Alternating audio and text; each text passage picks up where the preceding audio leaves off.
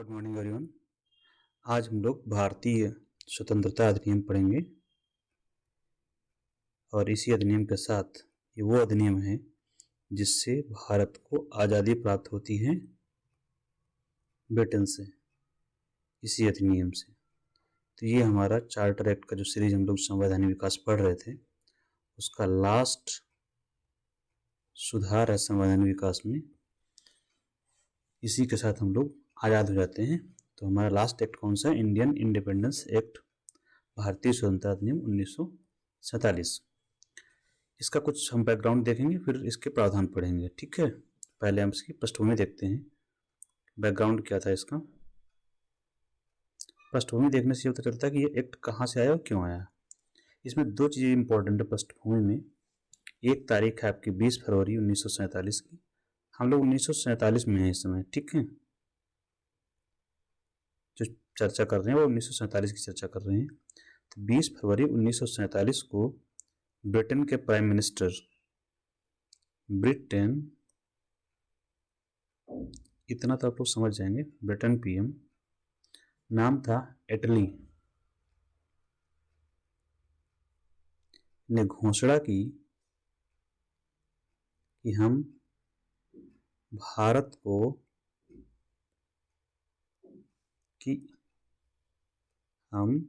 भारत को अगले साल, दैट इज 1948 में भी मिड में, जून छठा महीना होता है ना, तो मध्य 48 में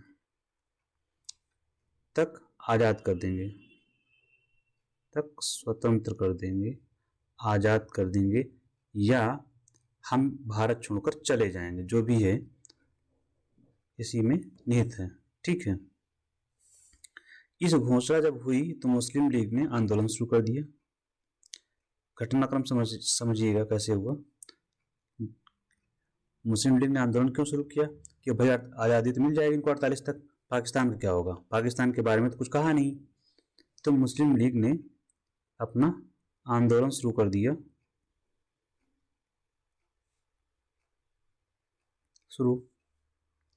तो आंदोलन शुरू करने के बाद फिर 3 जून को, इसी 3 जून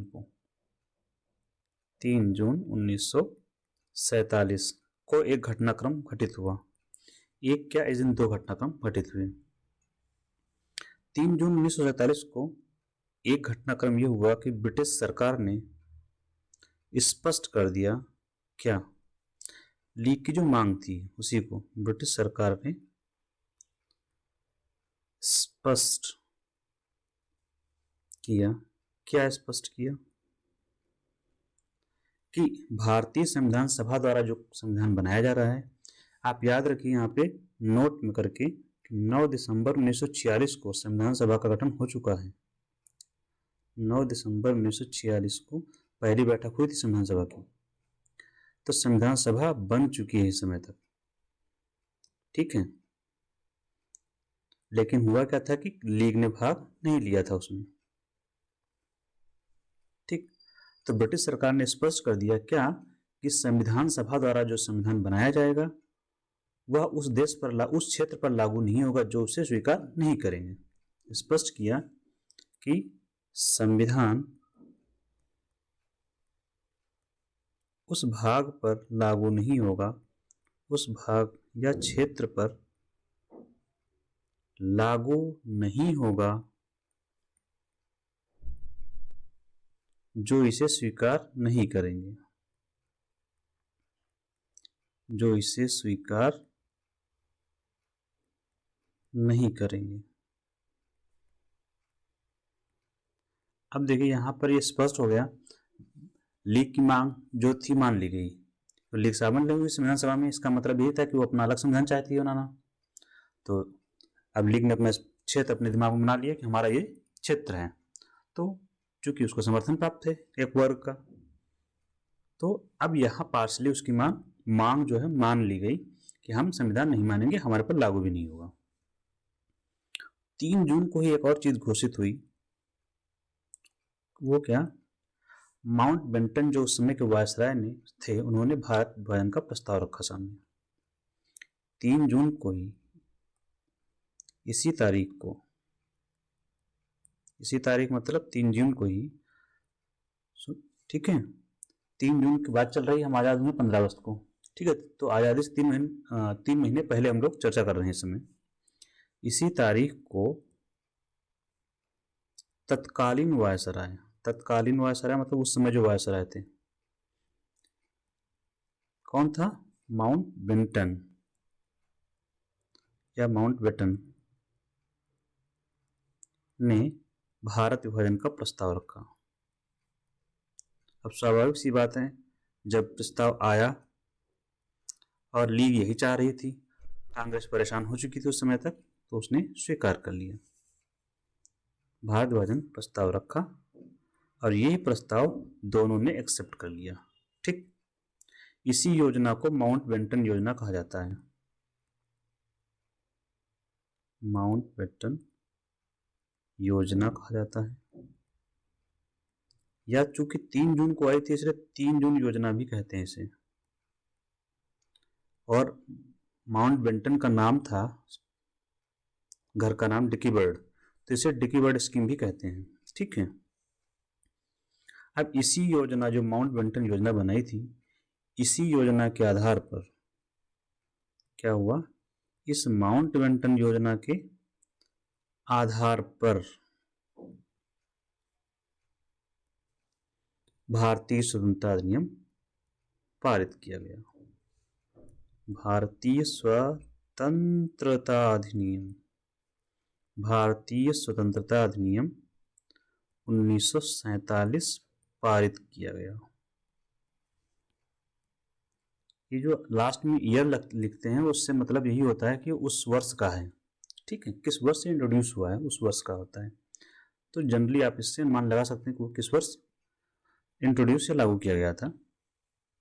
हाँ, लागू करने की डेट कभी कभी डिफर होती है कि 47 में बना कोई भी कानून हो, जैसे इस समय बन रहे हैं कि 2024 में बना, लागू 25 से होगा या 26 से होगा, वो अलग बात है, ये इंट्रोडक्शन की डेट होती है, ठीक है। अब यहाँ पर एक क्वेश्चन जो एग्जाम में आते हैं, 2 क्वेश्चन यहाँ से, तो क्या है कि ये कब संसद में रखा गया, संसद में प्रस्ताव कब रखा गया, ये भी क्वेश्चन आ ही चुका है पीसीएस में।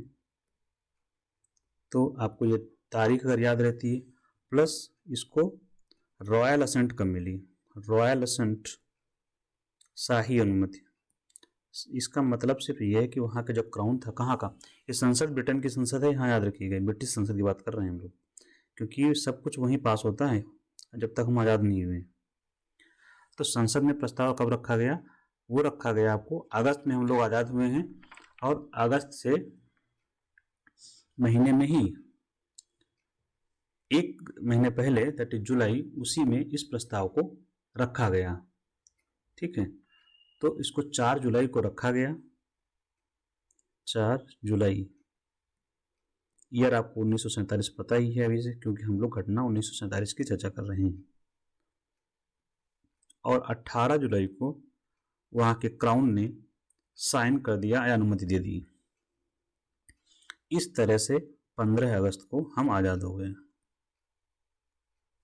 ईयर कौन सा है हमारा, 47, या यूं कहें कि 15 अगस्त, 14 और 15 अगस्त की रात को भारत का बंटवारा हो गया, जिसमें पाकिस्तान 14 अगस्त को आज़ाद हुआ और हम 15 अगस्त को आज़ाद हुए। अब हम इसके प्रावधान के बारे में चर्चा करते हैं, जो हमने चर्चा कर ली इसकी। तो प्रावधान क्या थे इसमें, मेजर प्रावधान, तो प्रावधान आपका पहला, 15 अगस्त 1947 से, ठीक है, भारत में ब्रिटिश शासन को समाप्त कर दिया गया।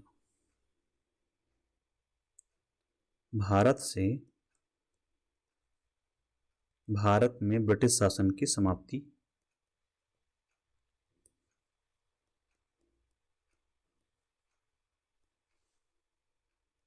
भारत में ब्रिटिश शासन की समाप्ति कब से, 15 अगस्त से, और भारत एक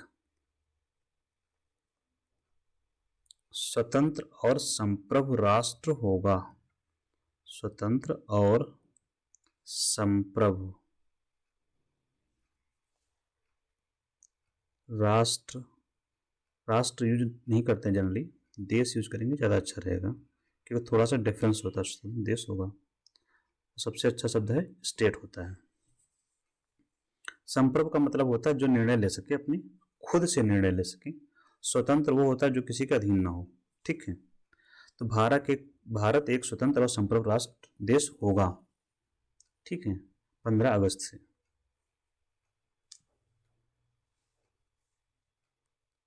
दूसरा, 15 अगस्त 1947 को जो भारत का जो विभाजन किया गया उसमें 2 डोमेन का सृजन किया गया। भारत का संपूर्ण क्षेत्र,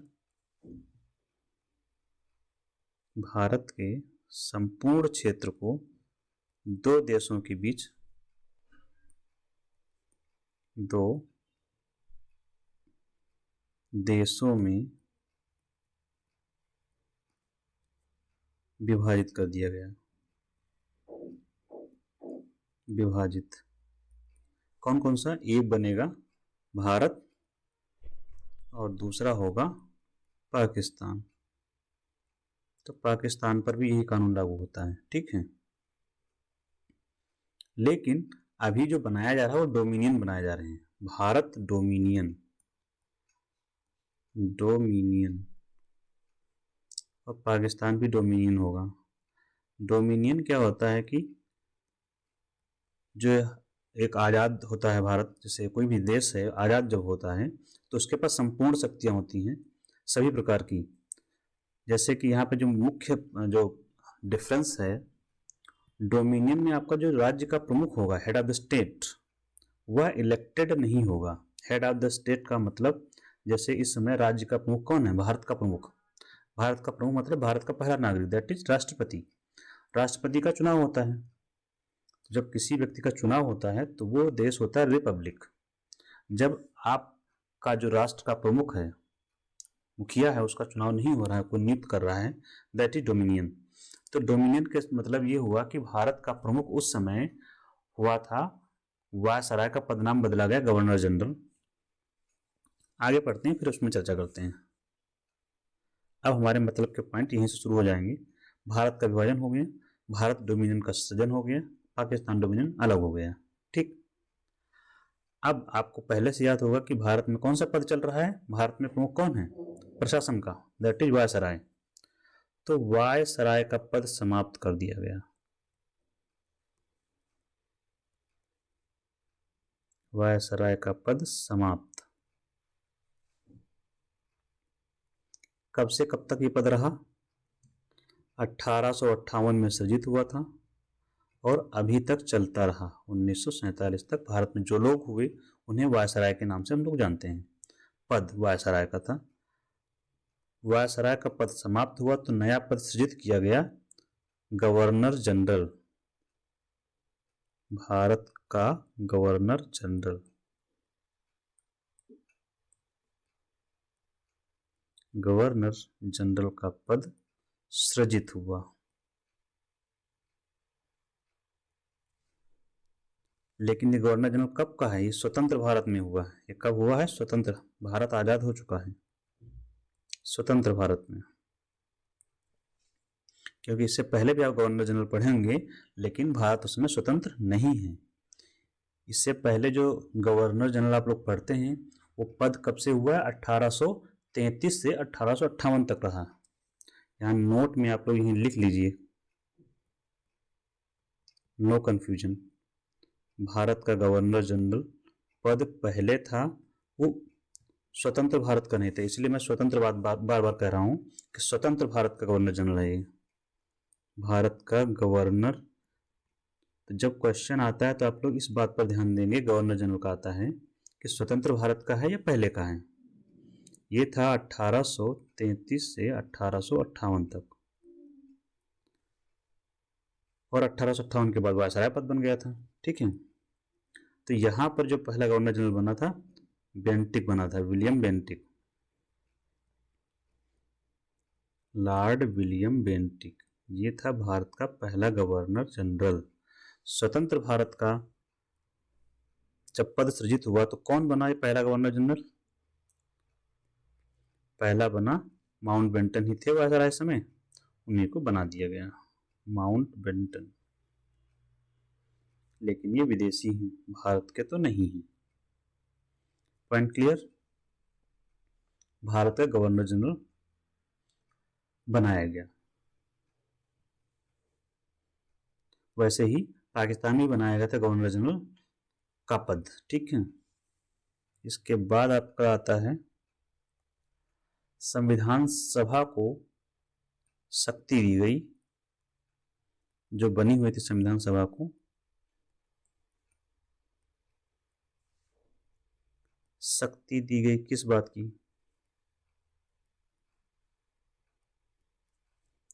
कि वह कोई भी कानून बना सकती है। नंबर एक तो ये संविधान सभा को शक्ति दी गई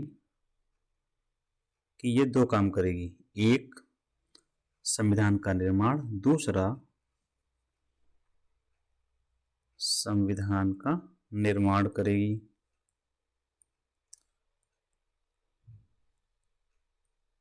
दूसरा अंतरिम संसद की तरह काम करेगी। अंतरिम मतलब होता है कुछ समय के लिए, जो परमानेंट नहीं है, तो ये टेम्परेरी संसद की तरह काम करेगी। अंतरिम संसद का कार्य भी करेगी। अब संसद का कार्य क्या होता है? कानून बनाना। तो ये संसद जो है, तो ये कोई भी कानून बना सकती है और कोई भी कानून हटा भी सकती है। कोई भी कानून बनाना या समाप्त करना, तो कुछ भी कर सकती है। इसको संसद बना ही दिया गया, तो कुछ भी करे। ठीक,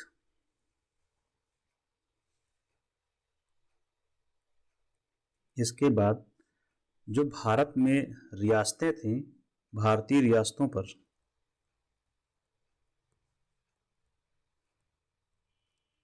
रियासतें लगभग 550-600 के आसपास थी, जिनका हमने विलय किया था। ब्रिटिश संप्रभुता समाप्त कर दी गई। ब्रिटिश सुप्रीमेसी, ब्रिटिश सर्वोच्चता समाप्त।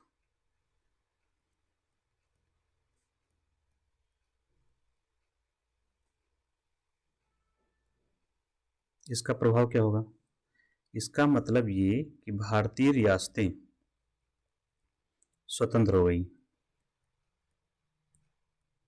वो भी आज़ाद हो गई ब्रिटेन से। अब ये आज़ाद हो गई ब्रिटेन से, इनको विकल्प दिया गया, क्या?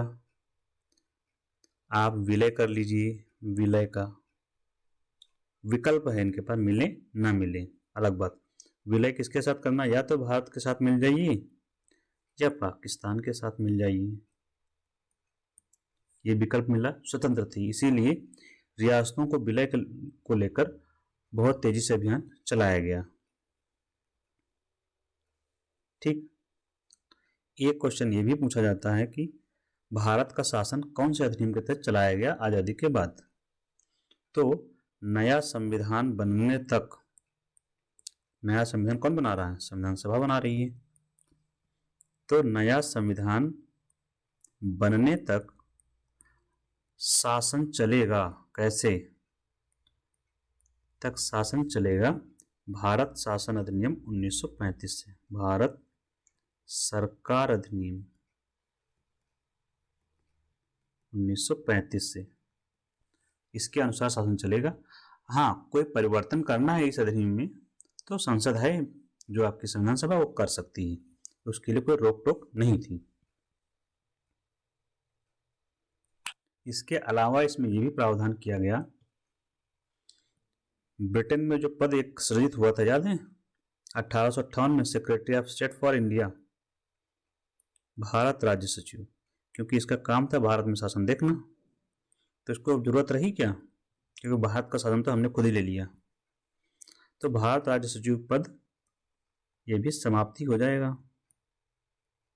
आपको याद होगा इसकी जो एडवाइजरी काउंसिल थी वो 1935 के एक्ट से समाप्त हो गई थी। ठीक है,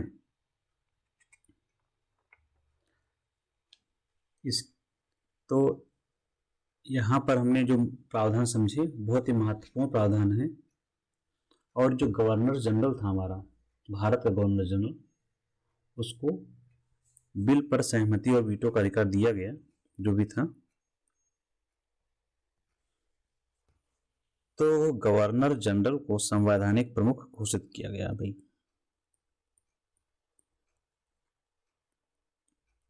संवैधानिक प्रमुख घोषित।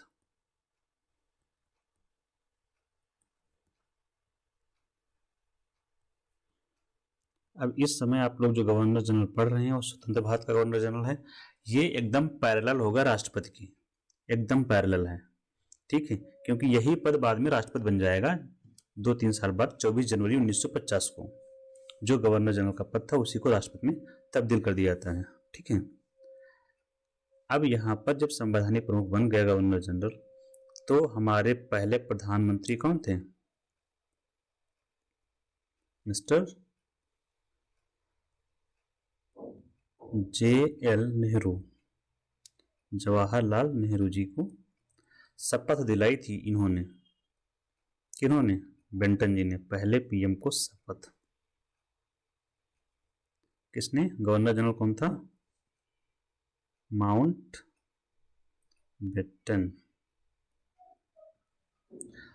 हम आज़ाद हुए, पीएम को शपथ दिलाई, और इसके बाद साथ ही जब पीएम बनेगा तो स्वतंत्र भारत का कैबिनेट भी आएगा। स्वतंत्र भारत का पहला मंत्रिमंडल गठित। मंत्रियों का शपथ भी कौन ही दिलाएगा? ये दिलाएंगे। इसकी सूची आप लोग कहीं से देख लेंगे, वो मिल जाएगा आपको, इजिली अवेलेबल है। तो बेसिकली आप लोगों ने समझ लिया होगा। हम इन यहाँ पर एक नोट करके आप लोग लिख लीजिए, पद नाम जैसे स्वतंत्र भारत का,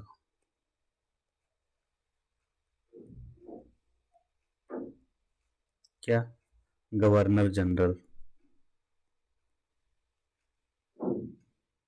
स्वतंत्र भारत का, आजाद भारत की बात कर रहे हैं। इसके बाद 2 गवर्नर जनरल हुए स्वतंत्र भारत की। एक तो बेंटन साहब, लॉर्ड कौन लिखेगा? लॉर्ड माउंटबेटन, आप लिख लीजिए। और दूसरे हुए राजगोपालाचारी, चक्रवर्ती राजगोपालाचारी। पहले ये थे और दूसरे ये थे, बस 2 ही लोग हुए। इसके बाद पद समाप्त हो गया। ठीक है, अब यहाँ पर आपको समझना है ये, इससे पहले पद कौन सा था गवर्नर जनरल से पहले? वायसराय का। वायसराय का पद ही बदल दिया गया था। और वायसराय कौन था? माउंटबेटन, जब ये पद बदला गया। अब यहाँ से आप लोग निष्कर्ष निकालेंगे, 2 या 3 निष्कर्ष, जिनसे आपको जवाब मिल जाएंगे।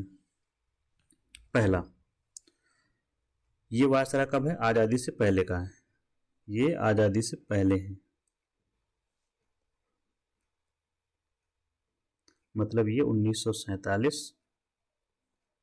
15 अगस्त के बाद के हैं। ये इससे पहले के, मतलब 14 अगस्त एंड अबव, 14 अगस्त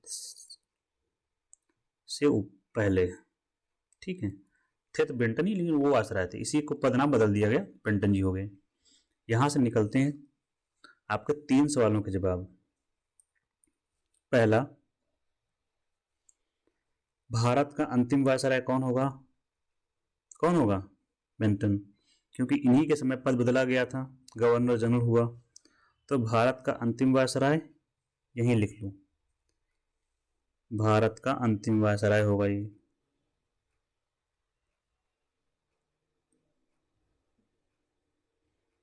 होगा कि नहीं होगा? जैसे आप बैठे थे वायसराय थे, थोड़ी देर बाद आप गवर्नर जनरल हो गए, तो अंतिम भी हो गए और पहले भी हो गए।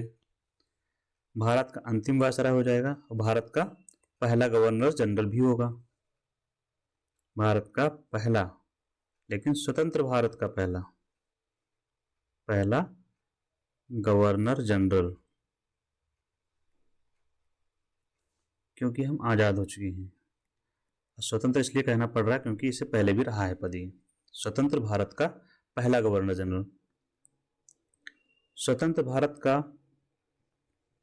विदेशी गवर्नर जनरल यही होंगे, क्योंकि दो ही लोग हुए, ये हमारे भारतीय हैं गोपालाचारी जी, वो विदेशी हैं, तो आपसे विदेशी पूछा जाता है तब भी यही होंगे का विदेशी गवर्नर जनरल, एकमात्र यही हो जाएंगे। ठीक, आगे बढ़ते हैं। इनके बारे में क्या होगा, स्वतंत्र भारत के पहले भारतीय गवर्नर जनरल कौन होंगे, यही होंगे स्वतंत्र भारत के।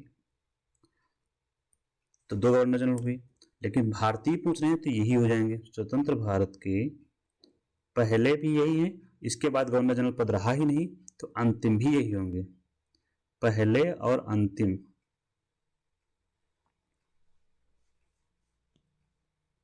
भारतीय